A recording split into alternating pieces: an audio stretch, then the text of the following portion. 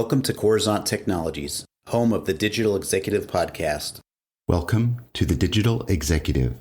Today's guest is Karl Blomsterwall.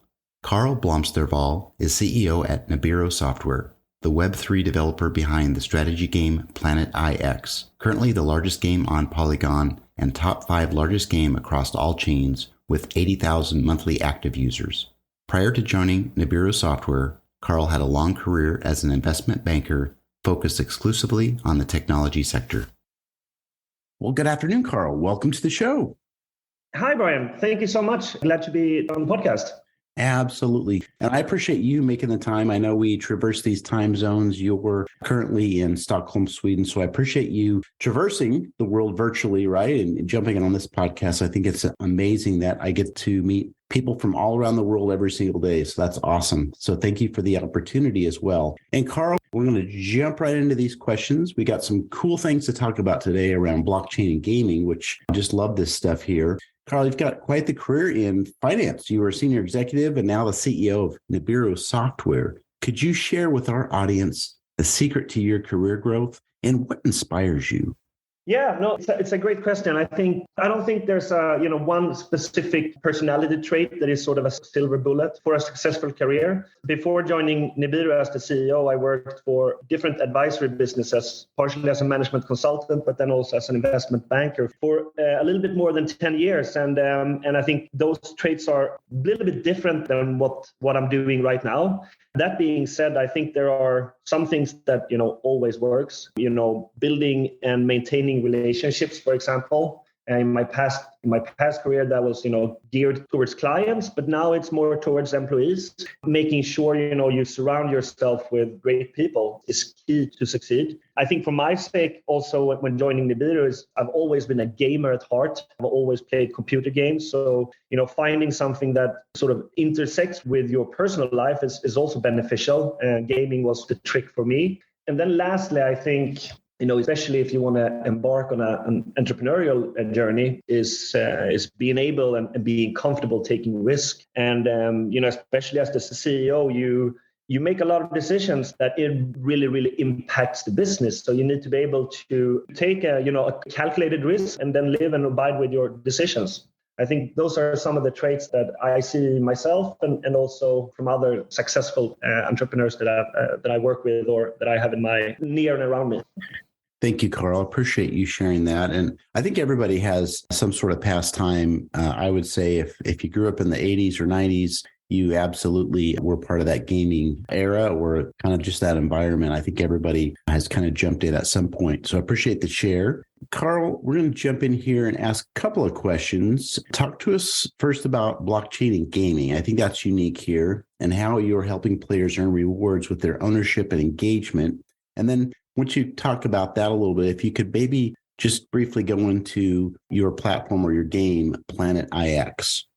Yeah, happy to. So I think GameFi or play to earn or blockchain games, these are different things, but fall under the same category, I would say. They're still very much in their infancy, but the main differentiator with traditional games is as you mentioned, true ownership of all assets. Which means that any asset that a user acquires or earns or transferred to is theirs. And the game developer can never interact or can never interfere with that. So if we take our game, for example, we have a number of in-game assets, one being a drone, for example. So if one user sends another user a drone, that user is basically able to completely freely do whatever they want with that asset. So they could resell it, they could transfer it, they could leverage it in the game. And we as a game developer have no chance of impacting that.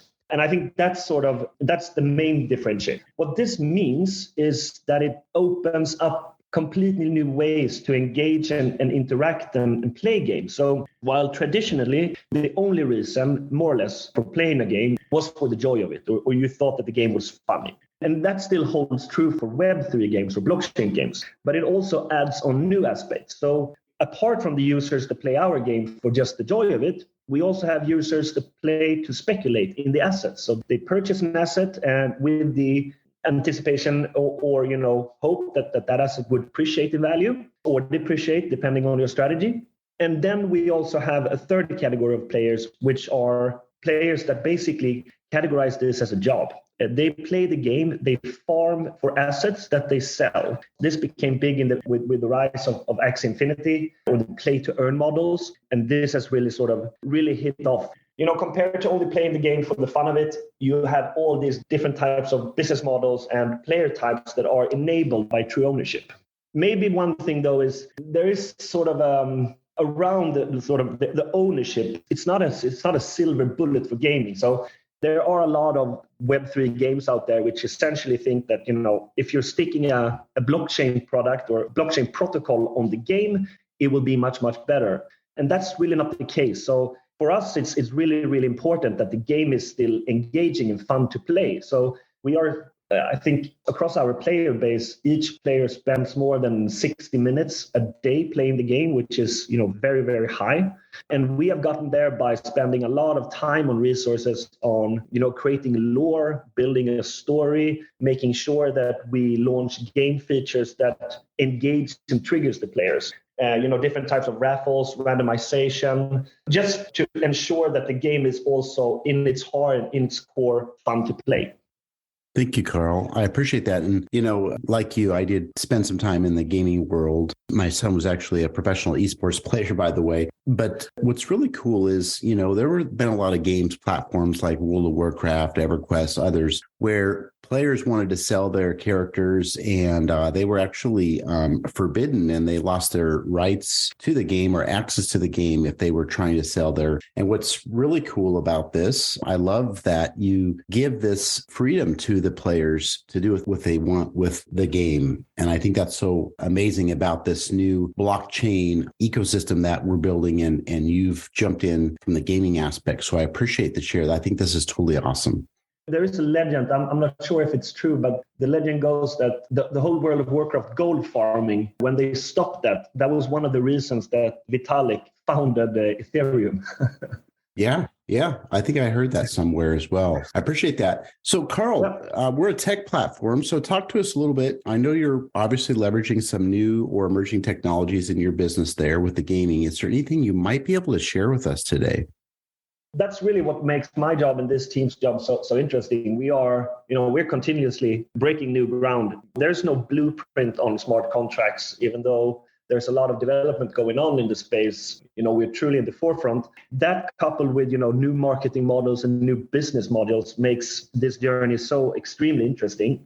Actually fun that you mentioned esports, because one of the things that we are now developing, and I dare to say that we're probably going to be the first and leading in this, is a new esport contract. So last year we did a merge or launch together with an NFT company called Arcade NFT. They have been on their end developing a fully on-chain esport protocol or contract, which essentially means that, everything from prize pools to dictating the winner, to distributing funds, everything will be done automatically and on-chain. And we are planning to launch this later this year. And I think that will be definitely groundbreaking in terms of technology that we have developed. And then, of course, we are in the forefront of technology. So another thing we're working a lot on is collaborations. We have a deep collaboration with a company called Chainlink, which essentially ensures that all our random features are random and stored on-chain. We are working with Superfluid to build up basically on-chain payment system, which essentially means that you have fluid payments throughout the platform. So we have a lot of these cool collaborations. And then I think, without sounding like a broken record, I think, one must also talk a little bit about the ChatGPT.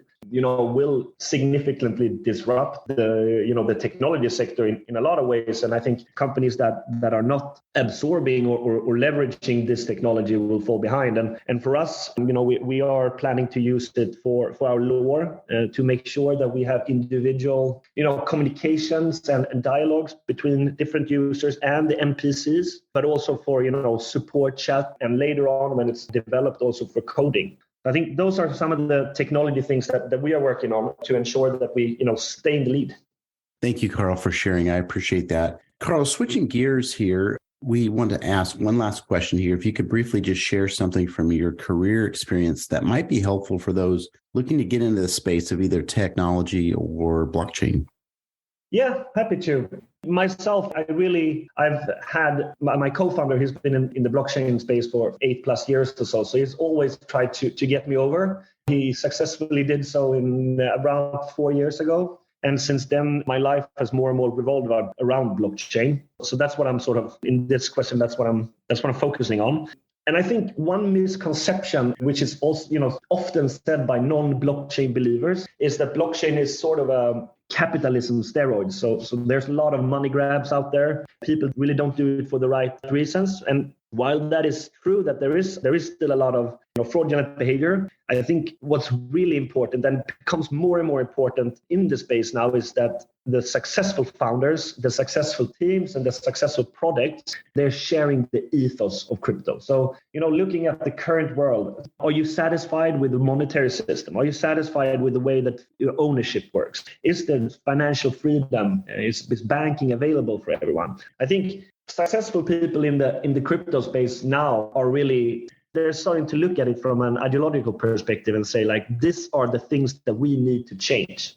And if you have that perspective rather than, a monetary or getting rich type of perspective, then it's much, much easier to put in the hours. You're much, much more likely to do the research and never give up. So that's one thing that is super important. And then, of course, find something you love. Albeit blockchain being an early technology with 13 years or so, there are still so many verticals. Are you more prone to find a solution than you want to optimize within infrastructure? Or are you more accustomed to different social applications? Or is gaming the thing for you?